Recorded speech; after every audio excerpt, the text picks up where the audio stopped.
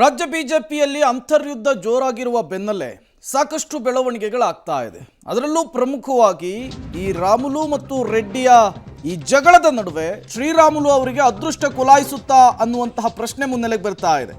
ಶ್ರೀರಾಮುಲು ರೆಡ್ಡಿ ಜಟಾಪಟಿಯ ಬೆನ್ನಲ್ಲೇ high command entry ಕೊಟ್ಟಿದೆ. ಶ್ರೀರಾಮುಲು ಅವರಿಗೆ ನಿನ್ನೆ ಬಿಜೆಪಿಯ ರಾಷ್ಟ್ರೀಯ ಅಧ್ಯಕ್ಷ ಜೆ.ಪಿ. ನಡ್ಡಾ ಅಭಯ ಕೊಟ್ಟಿದ್ದಾರೆ. ಕಾಲ್ ಮಾಡಿ ದೆಹಲಿಗೆ ಬನ್ನಿ ಅಂಥೇಳಿ ಬುಲಾವನ್ನು ಕೊಟ್ಟಿದ್ದಾರೆ. ಮುಂದಿನ ವಾರ ದೆಹಲಿಗೆ ಪ್ರಯಾಣಿಸಲಿದ್ದಾರೆ ಶ್ರೀರಾಮುಲು ಅವರು. ದೆಹಲಿಯಲ್ಲಿ ಜೆ.ಪಿ. ನಡ್ಡಾ ಅಮಿತ್ ಶಾ ಅವರನ್ನ ಭೇಟಿಯಾಗುವಂತಹ ಸಾಧ್ಯತೆ. ಆ ಭೇಟಿಯ ಸಂದರ್ಭದಲ್ಲಿ ಏನೆಲ್ಲ ಬೆಳವಣಿಗೆಗಳಾಗುತ್ತೆ, ಅಸಮಾಧಾನಗೊಂಡಿರುವಂತಹ ಶ್ರೀರಾಮುಲು ಅವರನ್ನ ವರಿಷ್ಠರು ಹೇಗೆ ಸಮಾಧಾನ ಪಡಿಸ್ತಾರೆ? ಈ ನಡುವೆ ವಿಜಯೇಂದ್ರ ರೆಡ್ಡಿ ವಿರುದ್ಧ ಚಾರ್ಜ್ ಶೀಟ್ ಸಲ್ಲಿಕೆಗೆ ರಾಮುಲು ಸಿದ್ಧತೆ ಮಾಡ್ಕೊಂಡಿದ್ದಾರಂತೆ. ಅಂದರೆ ಇವ್ರ ಮೇಲೆ ಆರೋಪ ಹೊರಿಸೋದಕ್ಕೆ ದೆಹಲಿ ಭೇಟಿ ವೇಳೆ ಮಹತ್ವದ ಹೊಣೆಗಾರಿಕೆ ಆಫರ್ ಮಾಡ್ತಾರಾ ವರಿಷ್ಠರು ಅಂತಕ್ಕಂಥದ್ದು. ರಾಜ್ಯಾಧ್ಯಕ್ಷ ಸ್ಥಾನ ಕೊಟ್ಟರೆ ನಿಭಾಯಿಸ್ತೀನಿ ಅಂತ ಹೇಳಿದ್ದಾರೆ ಶ್ರೀರಾಮುಲು. ವಿಜಯೇಂದ್ರ ಸ್ಥಾನದ ಮೇಲೆಯೇ ಕಣ್ಣು ಹಾಕಿದ್ದಾರೆ ಮಾಜಿ ಸಚಿವ. ದೊಡ್ಡ ಜವಾಬ್ದಾರಿ ಸಿಗುವ ನಿರೀಕ್ಷೆಯಲ್ಲಿದ್ದಾರೆ ರಾಮುಲು. ಶ್ರೀರಾಮುಲು ವಿಚಾರದಲ್ಲಿ ಕುತೂಹಲ ಮೂಡಿಸಿದೆ ವರಿಷ್ಠರ ನಡೆ.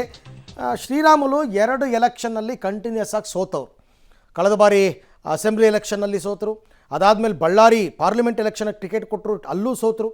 ಸೊ ಹೀಗಾಗಿ ಶ್ರೀರಾಮುಲು ಅವರಿಗೆ ಪಕ್ಷದಲ್ಲಿ ಏನಾದರೂ ದೊಡ್ಡ ಆಫರ್ ಸಿಗಬಹುದಾ ಅಂತ. आपके बारे में मैं बल्लारी के आइटम पे आपके साथ ही था ना सर, कभी आपको पार्टी कर नहीं कभी गुस्सा तो कभी नहीं करेंगे सर आप। हाँ सर मैं भी दिल्ली आ जाता हूँ सर, आज को आपसे मिलता हूँ सर, मैं नेक्स्ट वीक आ जाता हूँ सर। नहीं श्योर सर, पार्टी के साथ ही एक को मैं स्टेटमेंट कर देता हूँ सर। हाँ सर सर बाद में आपको मैं क्लैरिटी से जो कुछ भी है आपको बताता हूँ सर। बाद में जो कुछ भी आप बोलते हैं मैं सुनता हूँ sir.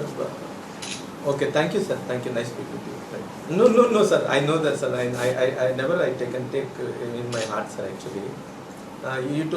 Joshi ji, he told everything to you, no sir, actually what happened in core committee, that is only I think misunderstand Radha Mohan ji Agrawal sir. I don't know what he think. Okay, thank you sir, thank you sir, thank you. ಈ ಬಗ್ಗೆ ಮತ್ತಷ್ಟು ಮಾಹಿತಿ ನನ್ನ colleague Ravish ಅವರಿಂದ ಪಡ್ಕೊತೀನಿ ನಾನು. ರವೀಶ್, ಈಗ ಶ್ರೀರಾಮುಲು ಅವರು ಪಕ್ಷನಿಷ್ಠ ಅನ್ನೋದ್ರಲ್ಲಿ 2 ಮಾತಿಲ್ಲ.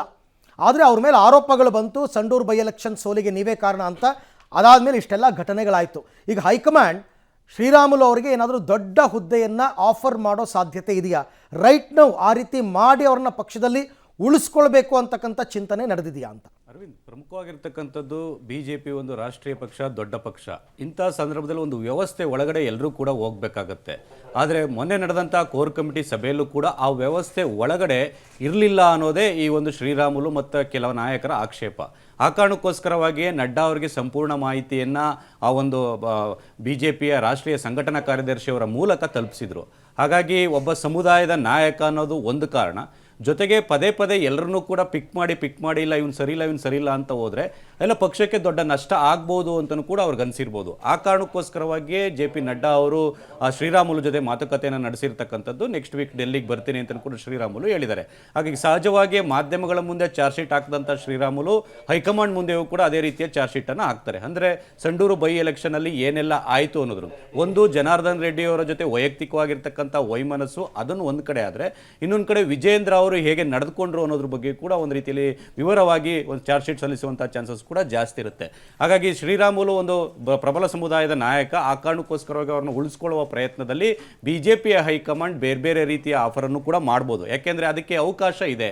ಈಗ ಪ್ರಸ್ತುತ ಸನ್ನಿವೇಶದಲ್ಲಿ ರಾಜ್ಯಾಧ್ಯಕ್ಷರ ಒಂದು ಚುನಾವಣೆ ನಡೀಬೇಕಾಗತ್ತೆ, ಬೇರೆ ರೀತಿಯ ರಾಷ್ಟ್ರೀಯ ಒಂದು ಅಧ್ಯಕ್ಷರ ಚುನಾವಣೆಯೂ ಕೂಡ ನಡೆಯುತ್ತೆ.